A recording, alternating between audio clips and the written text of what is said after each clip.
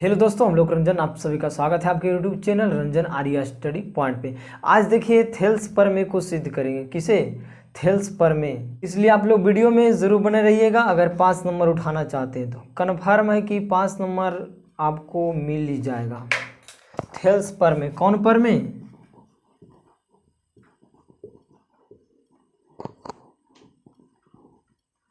Thales प्रमेय 5 number. कै number? 5 number confirm है कि बोर्ड एग्जाम में आपको देखने को मिलेगा। और यही पूछेगा अबरे, ये पूछा नहीं तो पाइथागोरस पूछेगा। यही दोनों में से एगो इस बार अबरे पूछेगा। इसलिए वीडियो में आप लोग जरूर बने रहिएगा। बहुत ही बारीकी से, बहुत ही बेहतरीन तरीके से आज थेल्स प्रमेय को सिद्ध करेंगे। आपसे अनुरोध है कृपया वीडियो में ज़रूर बने रहिएगा अगर 5 नंबर उठाना चाहते हैं तो। और हाँ, चैनल पर पहली बार है तो चैनल को सब्सक्राइब जरूर कर लीजिएगा। देखिए थ्योरम क्या कहता है, आपको स्क्रीन पर दिख रहा होगा। यदि किसी त्रिभुज के एक भुजा के समानांतर अन्य दो भुजाओं को भिन्न भिन्न बिंदुओं पर प्रतिच्छेद करने के लिए एक रेखा खींची जाए तो अन्य दो भुजाओं एक ही अनुपात में विभाजित हो जाती है। ध्यान दीजिएगा। देखिए पहले एक त्रिभुज बनाएंगे। पहले एक त्रिभुज, इसको मान लेते हैं ए बी। ए हो जाएगा सी। बोल रहा है, थ्योरम बोल रहा है कि त्रिभुज की एक भुजा के समानांतर एक रेखा खींची जाए। देखिए बीसी भुजा के समानांतर एक रेखा, इसको नाम देते हैं डी। क्या नाम दे दिए? डी। तो एक भुजा के समानांतर खींची गई रेखा अन्य दो भुजाओं को जिस बिंदु पर प्रतिच्छेद करती है तो एक ही अनुपात में विभाजित हो जाती है। किसी त्रिभुज की एक भुजा के समानांतर, गौर से समझिएगा। देखिए किसी त्रिभुज की एक भुजा के समानांतर खींची गई रेखा अन्य दो भुजाओं को जिन दो बिंदुओं पर प्रतिच्छेद करती है तो एक ही अनुपात में क्या होती है? विभाजित हो जाती है। पहले जो दिया है उसको लिख लीजिए। जो दिया है हमें त्रिभुज ए बी सी में, त्रिभुज ए बी सी में देखिए डी समानांतर क्या है? बी सी है। डी समानांतर बी सी है। तो हमें सिद्ध क्या करना है? देखिए सिद्ध करना है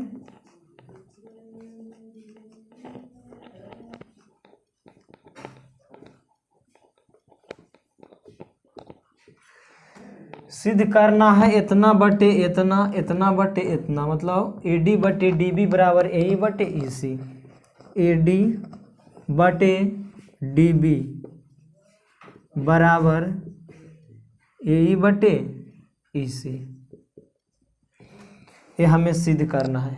यहाँ तक समझने में कोई दिक्कत नहीं हुआ होगा। अब देखिए, अब रचना करेंगे। क्या करेंगे? रचना करेंगे। प्रोसेस एकदम लिखते जाइएगा। रचना। देखिए रचना में क्या करेंगे।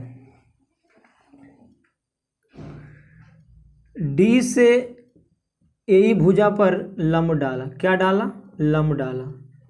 इसको मान लेते हैं हम डी एम लंब ए। उसके बाद ई से ए डी पर लंब डाला। इसको मान लेते हैं एन। कोई दिक्कत? यहाँ तक समझने में कोई दिक्कत?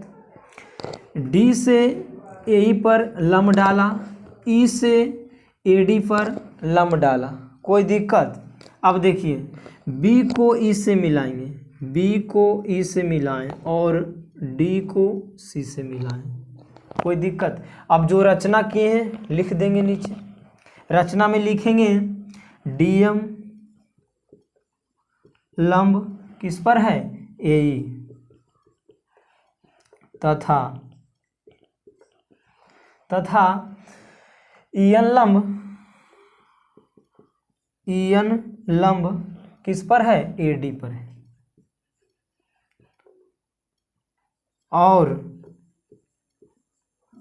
और बी को ई से मिलाया, बी को ई से तथा सी को डी से, सी को डी से। यहाँ तक रचना तक क्लियर? समझने में कोई दिक्कत हुआ होगा? हमको तो नहीं लगता है कोई दिक्कत हुआ होगा। गौर से ध्यान दीजिएगा। हाँ 5 नंबर, कई नंबर? 5 नंबर उठाना है। तब अब क्या देंगे? परमान देंगे। ध्यान दीजिएगा, परमान, परमान। परमान में देखिए, गौर कीजिएगा, यहाँ पर समझने वाली बात है। देखिए पहले चलेंगे त्रिभुज ए डी ई में। देखिए बगल में चित्र बना देते हैं, इस तरह से है।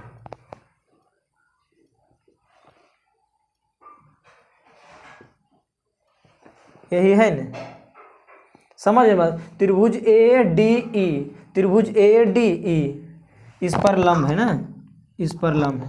तो देखिए त्रिभुज परमान में लिखेंगे त्रिभुज ए डी ई का क्षेत्रफल और त्रिभुज डी बी ई का क्षेत्रफल। एक त्रिभुज इससे और इससे चलेंगे। तो पहले देखिए लिखेंगे त्रिभुज का क्षेत्रफल क्या होता है? 1/2 आधार गुने ऊंचाई। देखिए त्रिभुज पहले ए डी का क्षेत्रफल, त्रिभुज ए डी ई का क्षेत्रफल और बटे में त्रिभुज डी बी ई का क्षेत्रफल, डी बी ई का क्षेत्रफल।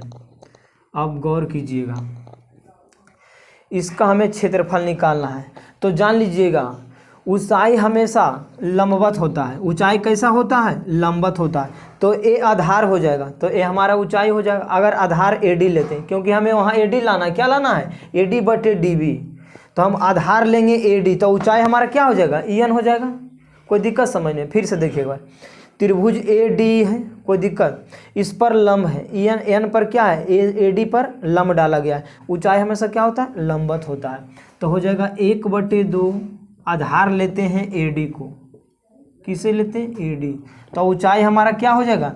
ई एन और बटे, अब त्रिभुज डी बी ई का क्षेत्रफल, तो 1/2। अब देखिएगा डी बी ई का क्षेत्रफल, इस तरह से कोई त्रिभुज है, तो इसमें आपको ऊंचाई कौन है पता चल रहा है? नहीं पता चल रहा है? देखिए इसी प्रकार है। तो ऊंचाई हमेशा क्या होता है? लंबवत होता है। ऊंचाई कैसा होता है? लंबवत होता है। तो इस तरह से यहाँ बनेगा 90 डिग्री, हमेशा लंबवत होता है। कैसा होता है? लंबवत त्रिभुज में इस प्रकार हो जाएगा, यहाँ के मिल जाएगा। तो इसी पर तो ऊंचाई इसका भी क्या हो जाएगा? ई एन हो जाएगा। तो आधार लेते हैं डी बी, क्योंकि हमें आधार, यहाँ देखिए आधार लेते हैं डी बी, क्योंकि हमें यहाँ डी बी लाना है। क्या लाना है? D B. तो हो जाएगा 1/2 गुने डी बी, और गुने में क्या हो जाएगा? ऊंचाई ई एन। अब ध्यान दीजिएगा, हो जाएगा त्रिभुज ए डी ई का क्षेत्रफल और बटे में त्रिभुज डी बी ई का क्षेत्रफल बराबर। तो देखिए ई एन से ई एन कट जाएगा, 1/2 से 1/2। तो क्या बच गया? ए डी और बटे में डी बी। इसको मान लेंगे समीकरण 1। यहाँ तक समझने में कोई दिक्कत नहीं हुआ होगा, हमको पता है। यहाँ तक समझने में कोई दिक्कत अगर समझ गए हैं तो इसका आप स्क्रीनशॉट ले सकते हैं। इसका आप स्क्रीनशॉट ले सकते हैं। स्पेस नहीं है, इसको यहाँ तक मिटाएंगे, उसके बाद आगे प्रोसेस करेंगे।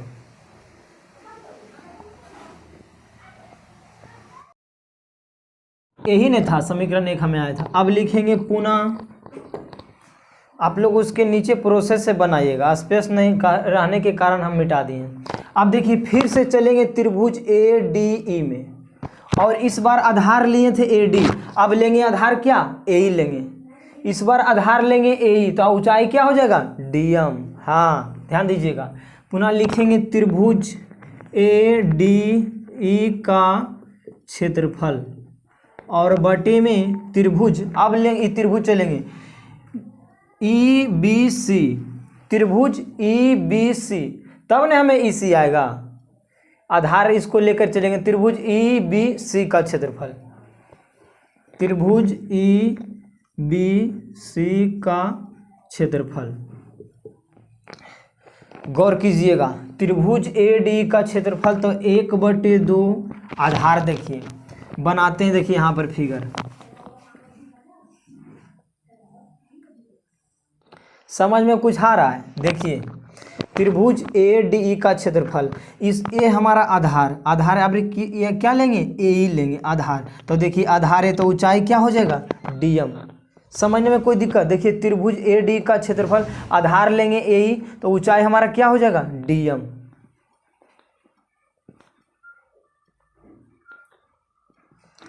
तो 1/2 आधार क्या हो जाएगा, ए ही, और गुने ऊंचाई क्या हो जाएगा, डीएम। डीएम, हाँ डीएम 1/2। देखिए अब इस त्रिभुज में, त्रिभुज ई बी सी में आधार लेंगे ईसी, आधार क्या लेंगे, ईसी लेंगे, क्योंकि हमें ईसी लाना है, ईसी। तो ऊंचाई इसका क्या हो जाएगा, देखिए इस तरह से मिल जाएगा जाके, तो ऊंचाई क्या हो जाएगा, डीएम।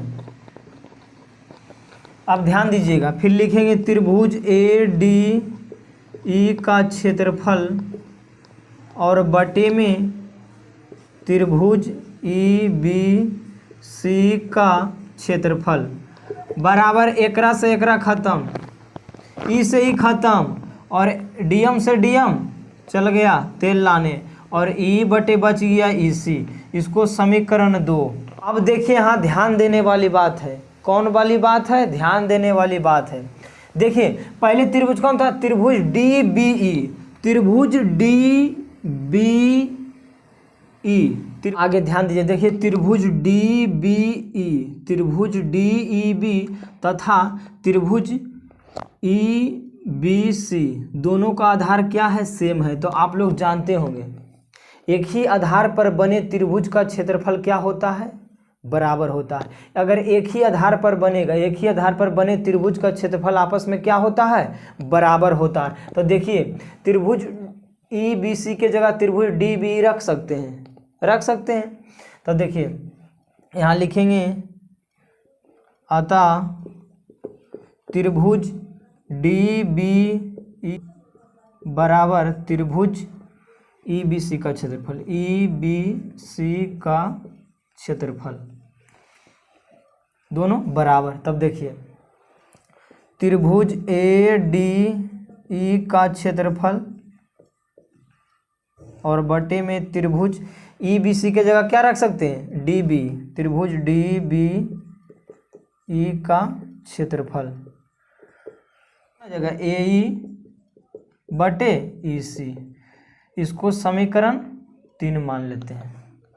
अब देखिए समीकरण 1 और समीकरण 3 को, समीकरण 1 और समीकरण 3 को देखिए, दोनों एलएचएस साइड दोनों बराबर है, एलएचएस साइड दोनों बराबर है तो आरएचएस साइड अपने आप बराबर हो जाएगा।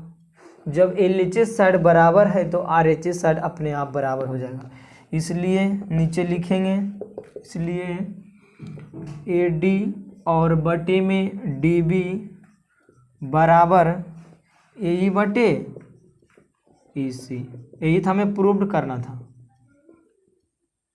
क्या करना था, प्रूव्ड करना था।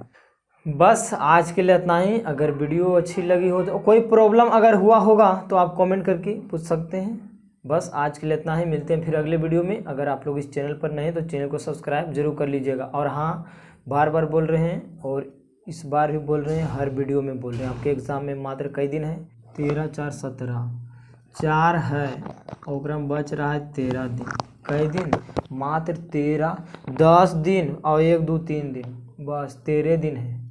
कितना दिन है, 13 दिन है। इसलिए घर पर रहिए और सुरक्षित रहिए और अपनी पढ़ाई को कंटिन्यू रखिए। Thank you, best of luck.